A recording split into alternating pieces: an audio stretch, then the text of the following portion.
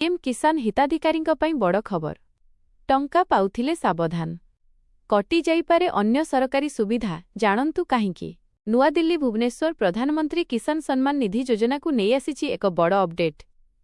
ଯଦି ଆପଣ ବାର୍ଷିକ 6,000 ଟଙ୍କା ପାଉଛନ୍ତି, ତେବେ ଆପଣଙ୍କ ପାଇଁ କିଛି ସରକାରୀ ଦ୍ୱାର ବନ୍ଦ ହୋଇପାରେ।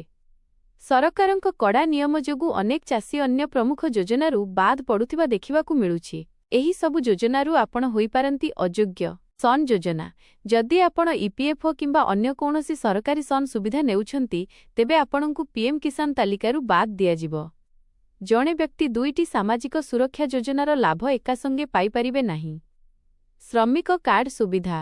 ଇ-ଶ୍ରମ ପୋର୍ଟାଲର ନୂଆ ନିୟମ ଅନୁଯାୟୀ ପିଏମ୍ କିଷାନ ପାଉଥିବା ଚାଷୀମାନେ ଅସଂଗଠିତ କ୍ଷେତ୍ରର ଶ୍ରମିକ ଭାବେ ନଗଦ ସହାୟତା ପାଇବାରେ ସମସ୍ୟା ଭୋଗୁଛନ୍ତି। ବିବାହ କିମ୍ବା ଘର ମରାମତି ପାଇଁ ଶ୍ରମ ବିଭାଗରୁ ମିଳୁଥିବା ସହାୟତା ଆବେଦନ ଖାରଜ ହେବାର ଆଶଙ୍କା ରହିଛି। ଭୂମିହୀନ ଶ୍ରମିକ ଯୋଜନା।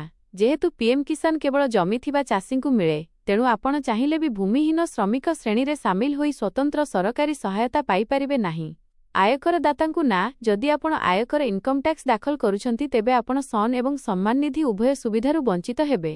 ଡିଜିଟାଲ ନଜରରେ ସବୁ ହିତାଧିକାରୀ। ସରକାରଙ୍କ ଉନ୍ନତ ଡିଜିଟାଲ ବ୍ୟବସ୍ଥା ଏବଂ ଆଧାର ଇଙ୍କିଂ ଯୋଗୁଁ ଏବେ ଜଣେ ବ୍ୟକ୍ତି ଏକାଧିକ ଯୋଜନାରୁ ଫାଇଦା ଉଠାଇବା ଅସମ୍ଭବ ହୋଇପଡ଼ିଛି। ସୂଚନା ଅଭାବରୁ ଭୁଲ ଆବେଦନ କରୁଥିବା ଚାଷୀମାନେ ପରବର୍ତ୍ତୀ ସମୟରେ ଅସୁବିଧାର ସମ୍ମୁଖୀନ ହେଉଛନ୍ତି। ଚାଷୀଙ୍କ ପାଇଁ ପରାମର୍ଶ।